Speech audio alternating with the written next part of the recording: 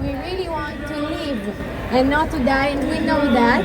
And I remember that someone told me why we are the chosen nation, and actually it's because the devil chose us to protect all the world. So now we also protect them, but they don't know that. We are afraid to meet the devil, so they will not come here and kill them. So thank you so much, and do it every Sunday till everybody come back home.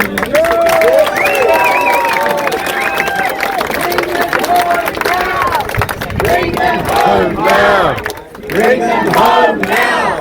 Bring them home now! Bring them home now! Bring them home now! Bring them home now! Bring them home now! Bring them home now! Bring them home now! Bring them home now! Bring them home now! Guys, hello. I've got a couple of words that I think need to be said today.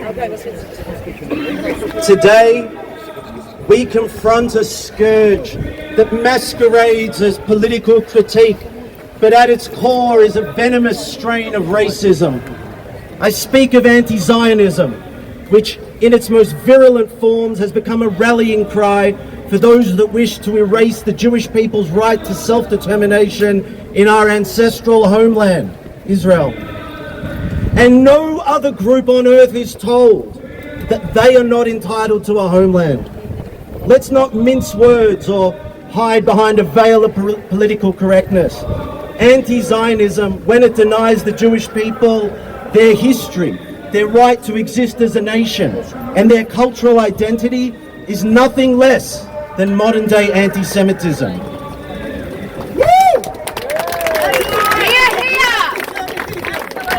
From certain quarters of the left, we see anti-Zionism cloaked in the language of anti-imperialism and anti-colonialism.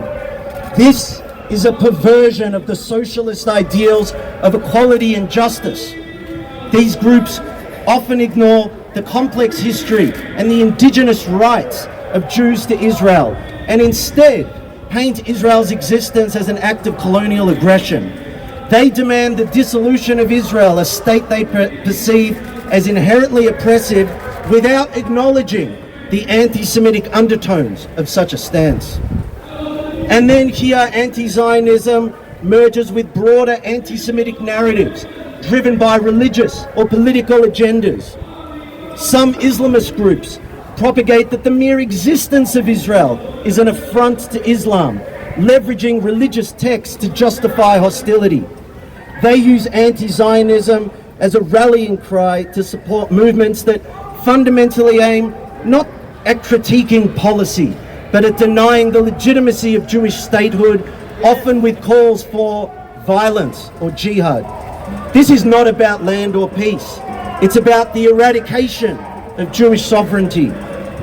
And then in our own country, there are those who have imported this toxic ideology.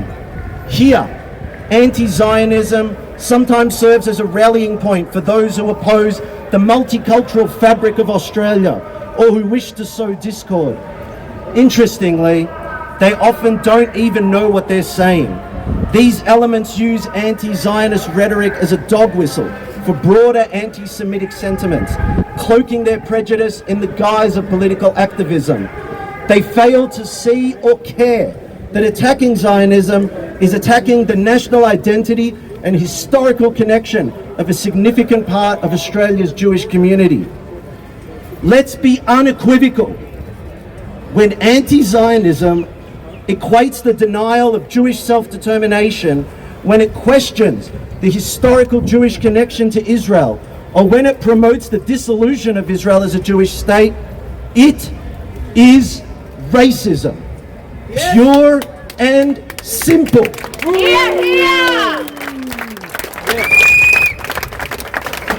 It's a form of selective denial, where the right to self-determination is granted to all peoples, except Jews.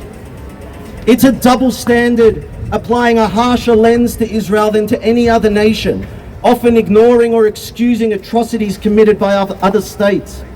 It's delegitimization, stripping Jews of their identity and their history, reducing them to mere occupiers in their own land. And it's historical revisionism, where facts are bent or ignored to fit a narrative that denies Jewish indigeneity. We must not allow this racist ideology to fester under the guise of legitimate political discourse. Criticism of Israeli policies is not only allowed, it is a healthy part of any democratic system. But we need to remember that we stand for equality and justice and the right for all people to live in peace and security. So let us now all pledge to confront this form of racism head on, to educate, to debate, and to ensure that our discourse is free from poison or prejudice. The fight against anti-Zionist racism is not just a fight for the Jewish community. It is a stand for universal human rights and dignity.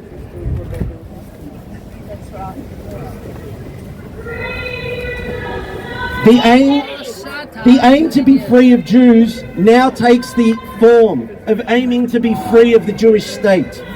Anti-Zionists treat Israel as the Jew among nations, to be uniquely vilified, slandered, and exterminated.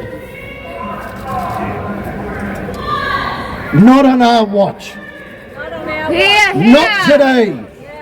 Not anymore. And never again.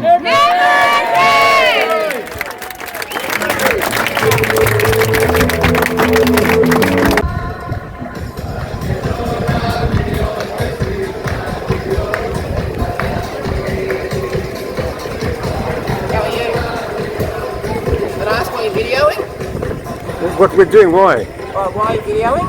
I'm on the Israel Connection on JA Radio. Why are you asking? Very nice. What's your name? David Schulberg. Thank you, David.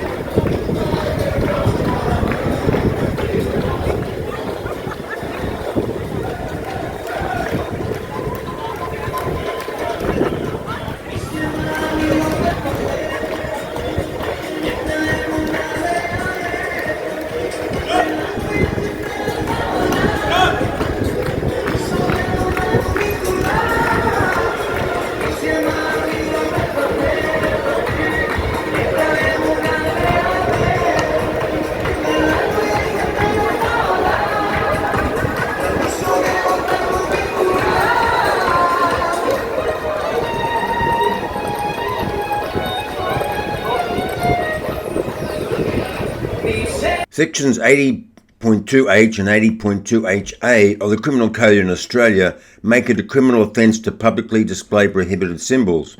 A prohibited symbol is any symbol that a terrorist organisation or its members use to identify the organisation, for example the flag used by a terrorist organisation.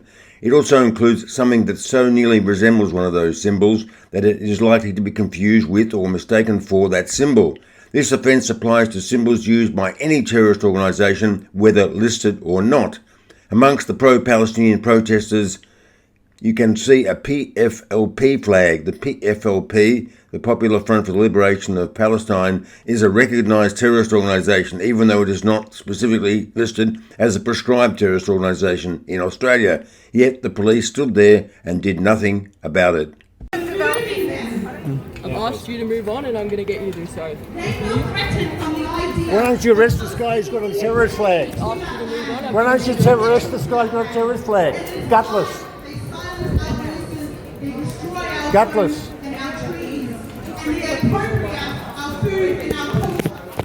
Gotta be gutless.